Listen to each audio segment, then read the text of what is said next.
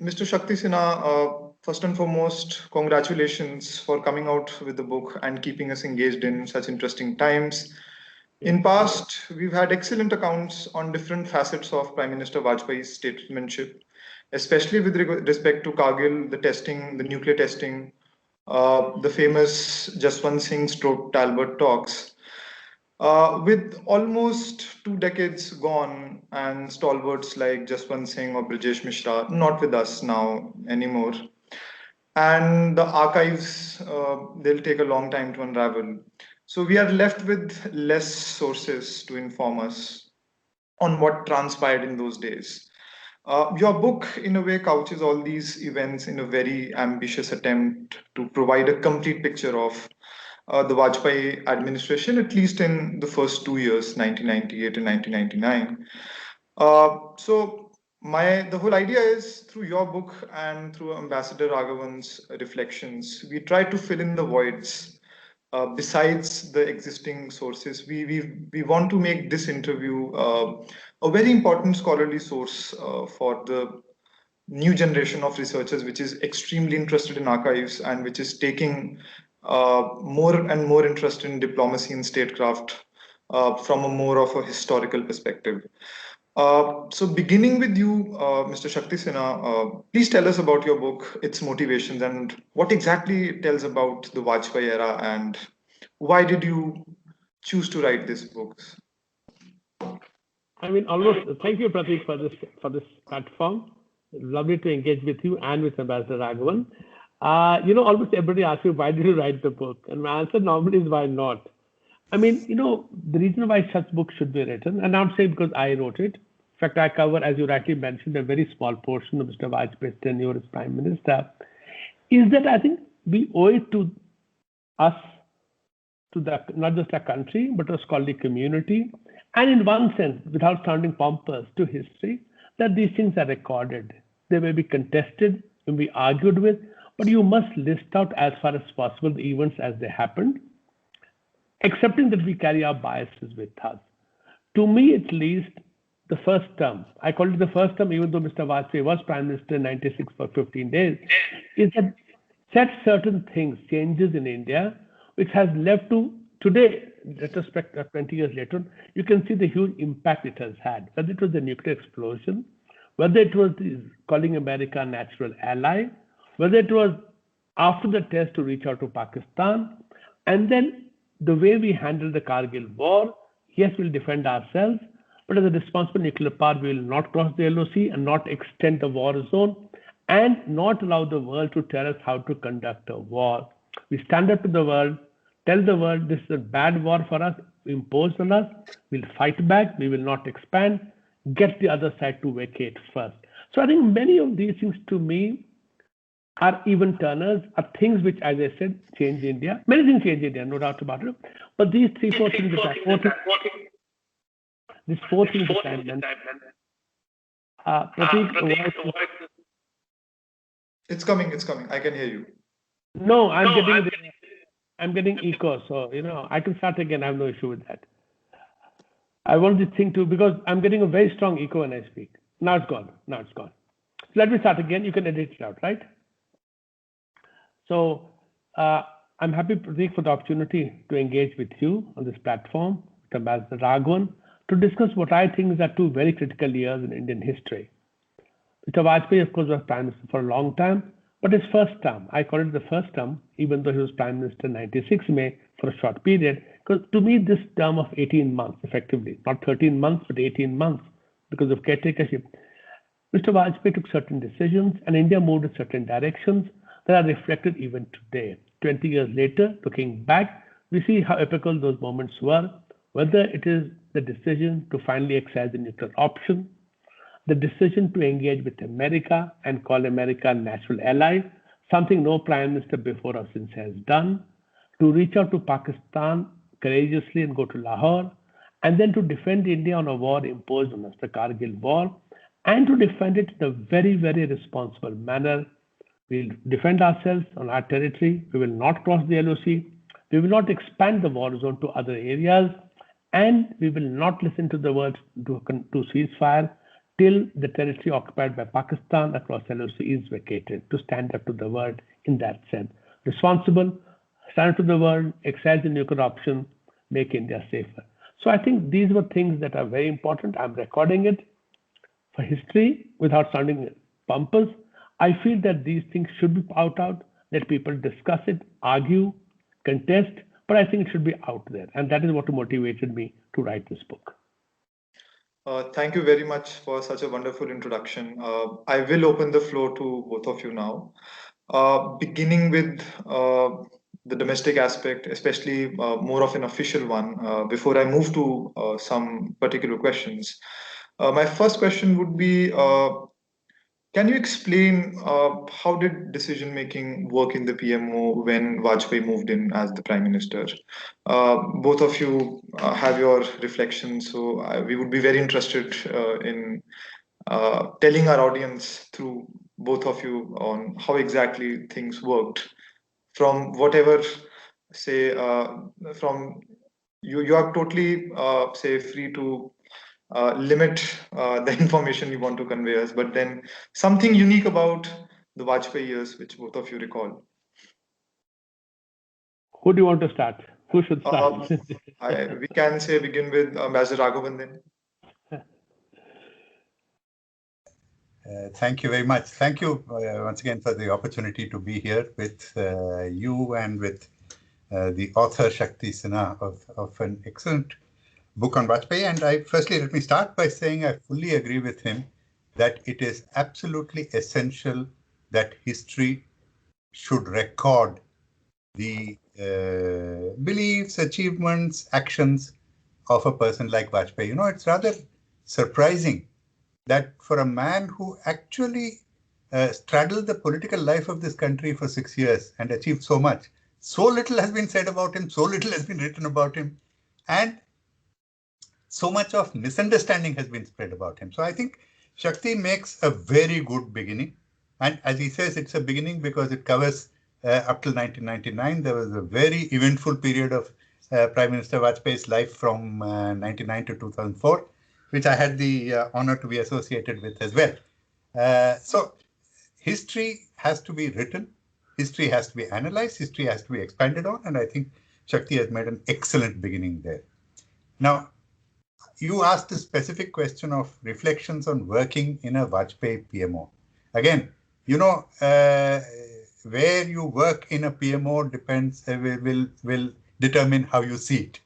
Now, Shakti saw it from very close to Vajpayee the man, in the sense of being the private secretary to the Prime Minister, whereas I was joint secretary to the Prime Minister, which is in a different, A, different category, B, even in a different location. But let me tell you what I think of the Prime Minister's office at that time. And I know I have worked in this office, of course, in Mr. Vajpayee's office for 4 years. I have also been at close quarters to various PMOs in India before and since, by virtue of my work in the Ministry of External Affairs. The one thing that stood out in the Vajpayee PMO was how close-knit it was, how well managed from the top it was, how disciplined it was.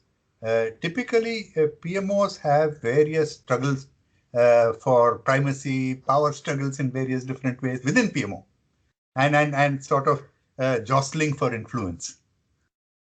I think the Vajpayee PMO stood out, in my view, for both a democratic structure as well as a structure in which a disciplined structure where people knew where they stood, and yet people had the access, which it varies in different PMOs, but I thought we had an excellent system there which worked. Shakti. Thank you. Thank you. That is a very good introduction. Yes, in that sense, it was very democratic, very clearly led. So there was no question of people jostling. What I really liked was, and I can't say for other PMOs which I have not had opportunity, which Raghavan has had, is that one, Mr. Vajpayee was very open to ideas. He took a long time in coming to decision, which is what people sometimes misunderstood as being indecisive. But I'll come to that later on to explain it. So supposing there's a briefing meeting on a critical subject, normally the principal secretary is there. He brings along the joint secretary concerned, somebody like Raghavan, to explain the case in detail. Sometimes even the directors were brought along, rarely. Prime Minister Vajpayee was very happy listening to a director. He never thought in terms of hierarchy. He always wanted to hear different points of view. Now, it was a coalition government which was always skating on thin ice. I like to say that the 98-99 period, every day was a last day. We began life as this is the last day today. So the ability to really relax and sit back was limited. And yet on Kaveri, which I mentioned in the book, on other things, the ability to take in information, let pulls and pressures work themselves out, and then come to a decision. But once you come to a decision, then you stick by the decision. So people sometimes misunderstood Mr. Vajpayee then and misunderstanding now that he was an easy man. No, he was not an easy man at all in that sense. Yes, he would listen. But as I said, when the decision was made, patents bill, it was getting stuck. We had lost the case in WTO. People within the government, in the cabinet, was opposed to the amendment to our Patents Act. When it became clear that India had no option, the discussions were going on and on. And so I said, "Acha, theek hai, next subject." End of the matter. I've listened to you guys. Fine. That we have no option. We are going ahead with it. So that is the kind of thing. Politically, also, he did the same. So ultimately, one of his ministers, who didn't know him very well to begin with, the late Rangraj Kumar Amagna, but they told me, "Are yaar, asli Iron Man to ye hai." People don't know that. So that is the misunderstanding people had. But yes, tremendously patient person, contrary to popular opinion, tremendously hardworking. People like Raghavan from Foreign Ministry gives you 500 pages document called the brief. So a brief. Okay, not 500, 300 pages. So Vajpayee would read it very, very carefully. Very, very carefully. Again, there is something which is not there in the public persona. So I thought that this is the kind of thing that people should know, how decisions are made. It's a very deliberative process. Yes, there are pressures. It's a democratic country. Politics will be there. It's not technical decision making. It is political, but political based on the art of the possible, and sometimes the audacious. Thank you so much. That now I move to the next question, and it is something again related to the decision making, where I wanted your views. Was Vajpayee simply refashioning the BJP's vision in response to the domestic and the external environment, or was there something innovative about him? There were pressures of coalition, but as both of you, as you can recall, were how far did the party vision come into that decision making, and to what extent he was seeing the decision making as something stemming out of an existential say game where you don't have a full-fledged government and you have to take some say star-studded decisions which actually not only benefit the country in different ways but also uh, spread the word loud on that this prime minister is quite decisive. So how do you see that? Let me jump in quickly. On this, because a lot of this is domestic. A lot of this is domestic, and the first government was skating on ice. The second one was far more stable. So there was a difference. One, Prateek, there's no either or situation. It's both. The BJP is a democratic party in Indian electoral system. It must react to circumstances. But like all political parties, it also seeks to shape the political system, make changes in it. That's what the agenda is. Parties have agendas. You call them manifestos, you may not call them manifestos. BJP has a particular agenda. It tries to push it through, but the agenda is not rigid and the methods are not rigid. And in that sense, the process of negotiation is a perpetual process of negotiation, which is a good thing in the Indian democracy. People call it messy, people call it chaotic, people may call it lack of cohesion. I feel it's better that you have this than you have a single echo chamber everywhere, So in that sense, Mr. Vajpayee obviously his ideas, but he was also influenced. He kept saying, "I'm a BJP person." People said you're the right man of the wrong party in parliament. And he said, "You're wrong." He said, "If a fruit is sweet, the tree is good. So you can't call me right man in the wrong party. I'm a product of my party." Very loyal to his party. He argued for it, but when he was overruled by the party, he went along with the party.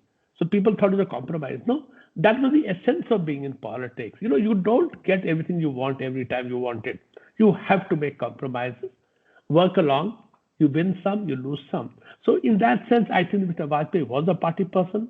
He sought to make changes in it. Many times he succeeded in what he wanted to get. Many times he had to go along with the party. Otherwise, He could not have gone along when he went along, and when he won, because he needed the party also. He was not outside the party. Yes, his appeal was greater than the party, but as I said, in a democratic system, you don't have fixed boundaries. So it's a process of negotiation and movement. Ambassador Raghavan? Yeah. Well, Shakti has talked about the domestic determinants of Mr. Vajpayee's actions vis-a-vis the BJP. Of course, even on that, there's one thing I would say. Sometimes it is useful to have a coalition government. The coalition government enables you to keep the fringe in line. And I think this is something that Mr. Vajpayee used to great effect in handling not the coalition, but in handling his own party. That is one thing.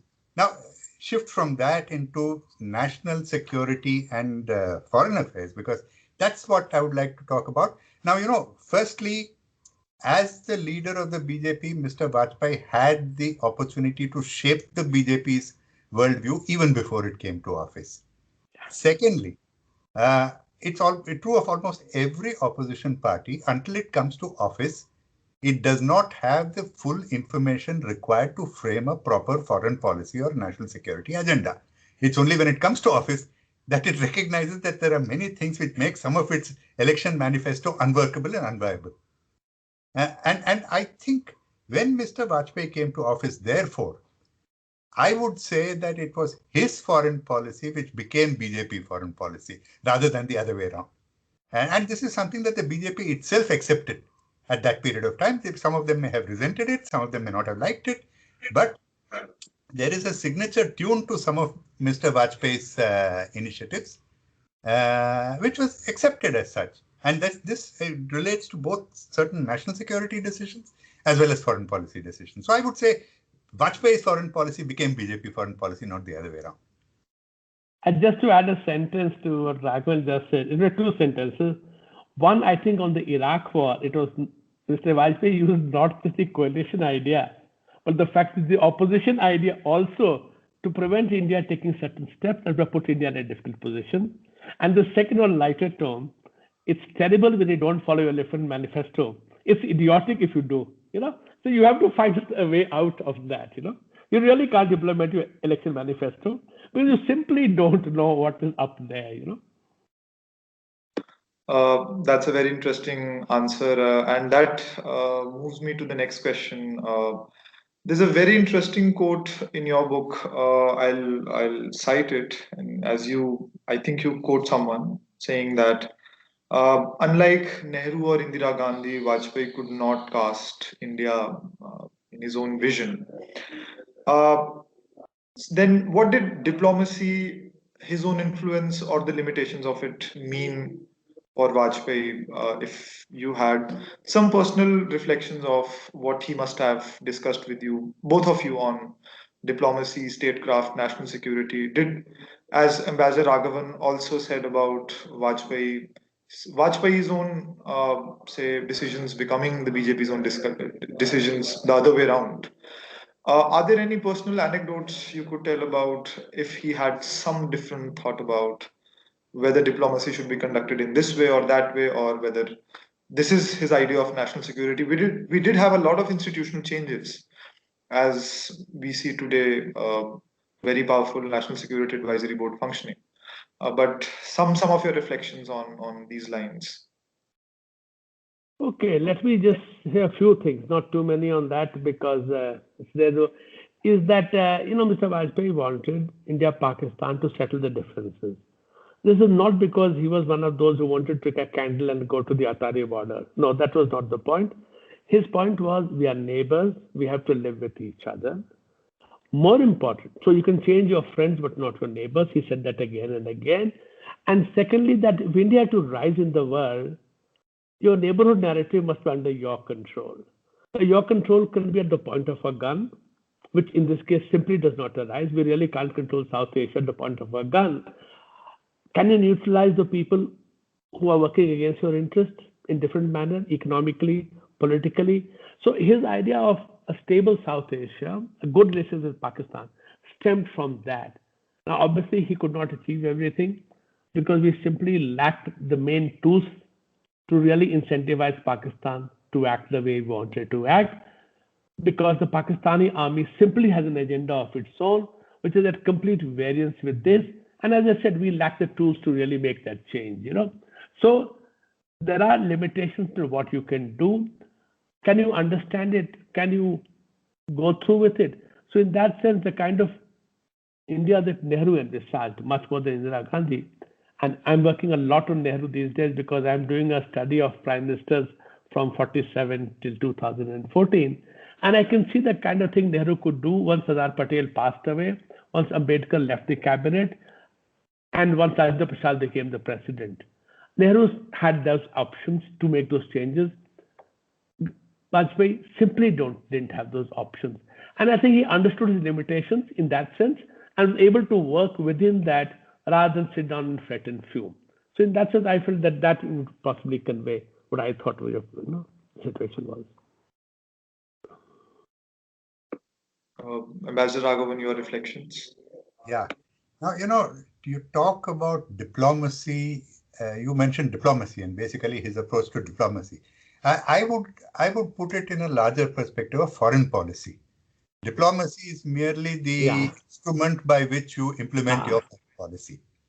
So if you look at what is the Vajpayee approach to foreign policy, which was reflected in India's diplomacy, this once again brings me back to the point how underappreciated his achievements are.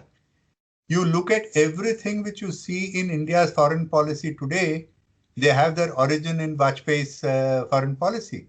You take the US. Shakti mentioned it, he mentions it in his book that Mr. Vajpayee said that we are natural allies. For all you know, Shakti probably put it in his speech, but anyway,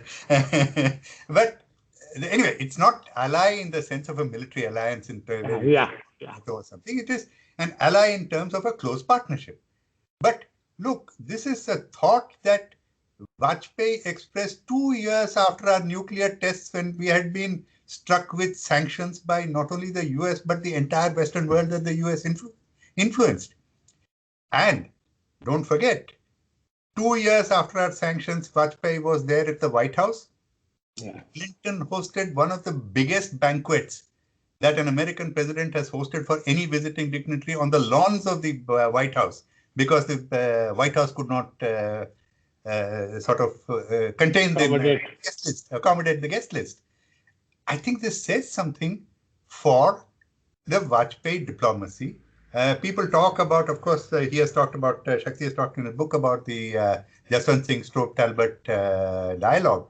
There was another dialogue that took place, which was the Rice-Mishra dialogue, Brajesh Mishra and Condoleezza Rice, which was actually the genesis of the nuclear deal which came up later. And if that nuclear deal did not happen earlier than it did, it was because of a massive public communications failure of the succeeding government, where it wasn't able to sell the actual advantages of the deal either to the opposition or to its public. And later, of course, further ruined it by the disastrous civil nuclear liability law that the government made. But look, and by the way, the Indo-Pacific concept was introduced into the Indo-US dialogue right then, though it was not called the Indo-Pacific. But that concept was there. So you look at that, you look at all this was done without affecting the strategic dialogue with Russia. You had a strategic dialogue with France, which is what has led to the kind of relationship we have with France today. Chirac was one of the first people to reach out to India, and we responded to him. Germany, UK. So, you look across, and China. You can say all you like about China, but today very often, there are people who talk about it. They talk about China having been opened up by the Rajiv Gandhi visit of 1988. Well, I think you need to remember Vajpayee went to China in 1978 or 79, maybe it was. 78, yeah. 78.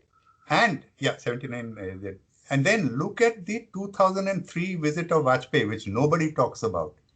Look what it achieved, actually, 2003 visit to China, where the whole process of actually looking at the border dispute from a political perspective was introduced.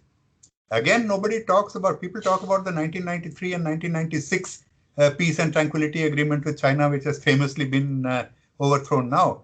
They don't talk about the 2005 political parameters agreement, which actually flowed from Vajpayee's 2003 visit, by which the two countries agreed on political parameters that will settle the border dispute.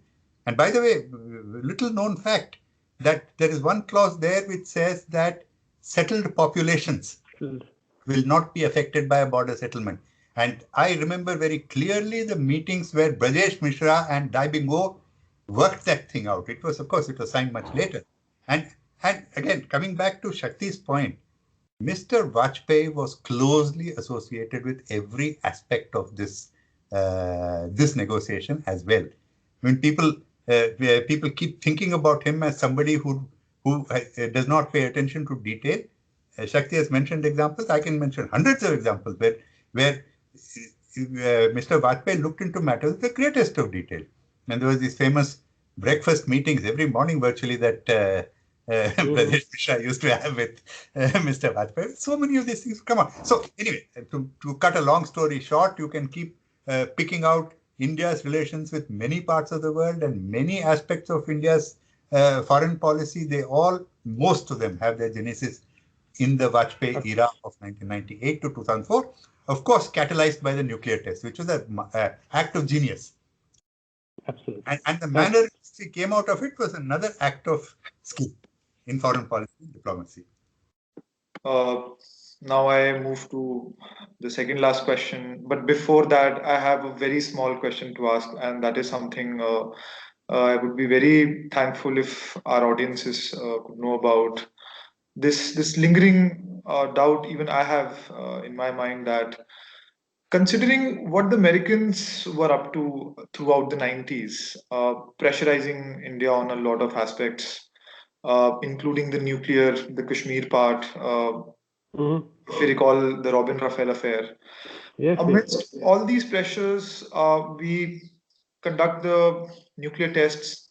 And then, as you also mentioned in great detail in one of your chapters about the pressures American exercise. But what is it that tipped the balance? Could both of you talk about that specific inflection point after which the Americans were amenable, they were open to a deal? And I don't want to make any comparisons, but was it Vajpayee or was it Manmohan Singh? They have their own roles to play, but then where do you mark that inflection point beyond which the Americans started dealing with Indians on favorable Prateek, as Raghavan just mentioned to you, Yeah. the Clinton's reception for Vajpayee in the White House, and of course Clinton's visit to India. So much as Manmohan Singh did a lot, and I think he did not do enough to build on Mr. Vajpayee has done. Again, what Raghavan has just told you. Inflection point was the Vajpayee years. And if I have to put it in just two words, the answer is Kargil War. You know, we did the nuclear thing. Large parts of the American system, establishment, the permanent establishment was against it. Some parts realized that it is a good thing, it's a closed chapter now, because they also saw, like Vajpayee saw, the rise of China. None of them could imagine what China would become, but they knew that the rise of China had to be somehow kept under control, because you did not want a destabilized world, and therefore the ability to work with India was necessary. That feeling was there, and therefore the Stolt Talbot Jaswant Singh dialogue went on for a long time. And of course, much later on, the Condi Rice Brajesh Mishra thing, which led in the next steps in strategic partnership. But the fact is, we conducted ourselves after nuclear test perfectly. I think nobody could have done a better job of that. Despite all provocations, we remained calm. We reached out to France, which you just mentioned, the dialogue with the USA, the dialogue with Russia. Brajesh Mishra went to Moscow immediately. We tried our best. Then we did that. Why did we reach out to Pakistan? It was not just because Pakistan is a neighbor, to tell the world this is a responsible nuclear country. We did not get our nuclear weapons to attack Pakistan, least of all. Our fear was China, not Pakistan. Pakistan is a junior ally. As a protection to Pakistan, China is fine, but our fear was not Pakistan. Having done the test, we feel that now stability is on the cards, and that's why we're reaching out to Pakistan. And then there was Pakistani aggression across the land of territory, land of control. And again, we act responsibly. We'll defend ourselves, but we will not aggravate the situation. That convinced the Americans, yes, dehyphenate. India is in a different league now. and therefore take India more seriously and not be the same, oh, India, Pakistan all the time. And I think that is something which needs to be appreciated. And again, to quote Raghavan, very much underappreciated.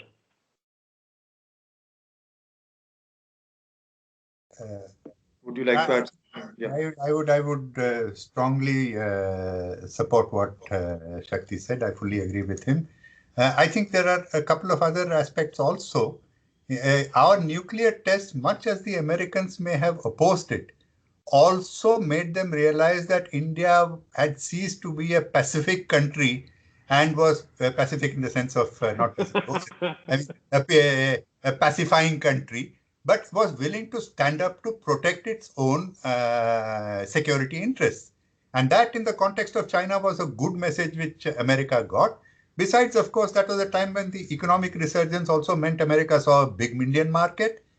They wanted to take some of our defense. We have this shame of being the world's largest arms importer, but it means that America wanted to get a piece of the pie. That was also part of the American motivation. And of course, nuclear energy. They wanted to, that was the time when America still had a nuclear industry and wanted to build nuclear power plants and wanted the market in India. So there were a number of things, but Mr. Vajpayee understood, and you mentioned actually the past where America has acted against India's interests. What the Vajpayee government had the sagacity to understand that when times pass, interests pass, and new interests come in, and then you take advantage of the new interests that are there. As you know, I mean, there are no permanent friends or permanent enemies. There are only permanent interests. So when you reached a stage when your interests and their interests coincided, you need to take advantage of that and move forward. And that I think it was sagacity on the side of both India and the US that led to this. Yeah. That brings to the second last question. It's a short tactical question, but then it's something which I personally wanted to get it clarified as well. It's related to the nuclear testing. On a strategic scale, the Pakistanis would have followed as they did. And despite knowing the fact that the Pakistanis would eventually test their nuclear capacity after India did, why did the government still go with the tests? Why did the government go ahead with the testing? Because that would have officially made both the powers nuclear. As someone who's just looking into these things, I may not have that advantage of hindsight. So I cannot with my limited understanding, I cannot rationalize it. But what would both of you have to say on? Because the Pakistanis would have nuclearized eventually. I mean, it's not a state secret. Both countries had a nuclear program for a long time. Both countries had weaponized their system. So it was not that it was not there. By pretending it was not there, we were not helping anybody. I mean, we tested. People said, oh, now Pakistan will test. If Pakistan could test 18 days after our test, what did it mean? Did they start the nuclear program on the 12th of May, one day after our test? No. So when they tested, it was out in the open. And whether it was Jane's Defense Review or CIA reports, all of them then brought out that the Pakistani nuclear and missile program had a substantial Chinese element to it. So I think it was necessary for India, one, to test, as Ambassador Raghavan said, we had to show to the world that we are ready to defend ourselves. We are not anymore just takers of global rules. We are willing to set global rules also. When we find global rules are unfair to us, the nuclear apartheid, we have to set it right. We will stand up for our rights. We'll be clear about it, but we'll also expose the fact that there is a clandestine nuclear program, that the world's largest proliferator is in action in India's neighborhood. I think that had to come out also. So rather than making India and Pakistan equals, no, they did not. It showed that the Chinese-Pakistani collaboration was very much there, and therefore all the more reasons for India to have tested. And short addition to that, the other thing is that when you have You may have had weapons capability before you tested, but if you have to actually weaponize, that requires testing and coming out in the open, because between then and 2004, we had a proper nuclear weapons program. We had a nuclear doctrine that we put out. So the full impact of having nuclear weapons capability comes out only after you come out in the open, test and come out in the open. Exactly. Till then it is theoretical. You've done your models, but 74 was a long time ago. A lot of the world had changed. You needed to check out whether your systems are working or not. You had to test. Thank you so much. And that also brings me to my last question on China, considering the new law which has taken place in the last few months. But I want to focus on, again, the nuclear tests, but the fact that Mr. Vajpayee flagged the Chinese role, which definitely was there. So my question again, considering the fact that you have known Vajpayee before he was the Prime Minister, as you just mentioned as well. My question to you is also that between 1970s and 1990s, Mr. Vajpayee goes to China as the foreign minister in the late 1970s. Must be having some good reflections as well. But from the 1970s to 1990s, considerably things changed a lot. To the extent that he is compelled to flag the Sino-Pak cooperation, which needed to be done. But would you be able to give us some backdrop, some insight on how did his understanding of China change? Did he see it from the prism of, say, Nehru? I hope he didn't. He definitely did not. But then that whole Nehruvian hangover, I'm not saying in a negative term, but then that Nehruvian hangover did define our outlook towards China, at least for the first 3 decades. How do you see Vajpayee taking up from what Nehru thought and adding his own thoughts to his understanding of China? Actually, in one sense, Nehru himself by 1954 had realized that China is a threat actually, but did not know how to handle it. And by the time he decided to handle it and the forward policy, we were not prepared for it. I'll leave it aside just as a historical point. People sometimes misunderstand. Nehru was very clear 54 that this is something gone wrong, you know. But Vajpayee was, in one sense, arguing about the Chinese influence, especially after the Tibet takeover of 50.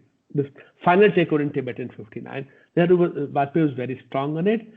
As foreign minister, and I stand corrected, I was Pakistan in 78 in February, 79 was in Vietnam, I stand corrected. He understood that China is there. China again is your neighbor, and with the rise of China, you have to deal with China. So the Vajpayee visit to China of 2003, which was just mentioned by Raghavan, it's very, very important. He knew that you could not, again, like Pakistan, wish away China. And with China's economic rise and with the potential of G2, people forget after Pokhran, Clinton actually asked Jiang Zemin, why don't you sort out South Asia? You'd be an umpire between India and Pakistan. Can you imagine? If this was the level of ignorance in the USA, we could not then just pretend that China was not there. China had to be dealt with. In 97, I think, 96, 97, Jiang Zemin came as president of China to India, addressed parliament, and there was a dinner for him, and some BJP people came to Vajpayee and told him, you should boycott the dinner. They have occupied the territory. You were telling me to boycott the dinner. I went to China as foreign minister. So in that sense, history can't bog you down. History tells you the mistakes you made, the changes which have happened, and therefore you need to be more realistic about China. And I think that maturing of understanding of China, which is there. You cannot have all information in 1962, 65. Times are changing. As minister, foreign minister, and as prime minister, you have much more access to information. And this maturing of understanding of China, you can see in Vajpayee's stance over the years. But yes, he was wary of China, but he also knew you have to engage China.